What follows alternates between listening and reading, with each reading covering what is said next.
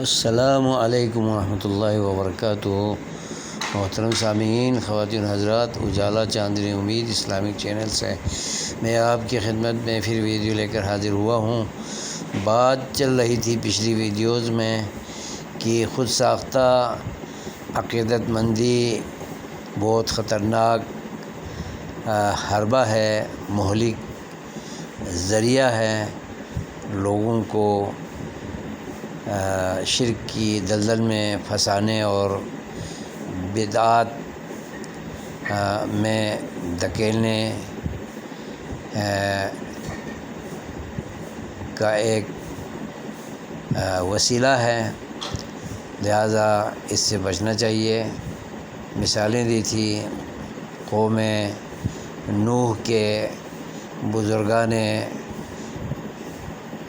دین with یغوث یعوق نصر سواع کی، تو video سے آپ نے استفادہ کیا ہوگا۔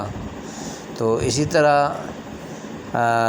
ہر نبی کی امت میں اس طرح کی عقیدت مندی پیدا ہوتی رہی اور اللہ تعالیٰ ان لوگوں پر عذاب اتارتا رہا۔ حضرت نوح نے تو اس عقیدت مندی میں مبتلا ہونے والے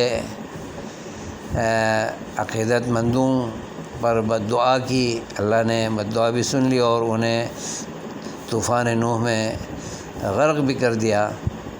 لہٰذا ہمیں چاہیے کہ اپنی عاقبت سنوارنے کے لیے دین حقہ اور عقیدت توحید کو اپنانے کے لیے ہم کتاب و سنت کی تابعداری اور اطاعت کو اپنا مشن بنا لیں، اپنی مہم بنا لیں، اپنا مشعل راہ بنا لیں، تاکہ ہم نجات پا سکیں اور ہم اللہ تعالیٰ کی عقوبت، سزا، عذاب اور اذیت ناک دوزخ کے مراحل سے بچ سکیں۔ السلام علیکم ورحمۃ اللہ وبرکاتہ۔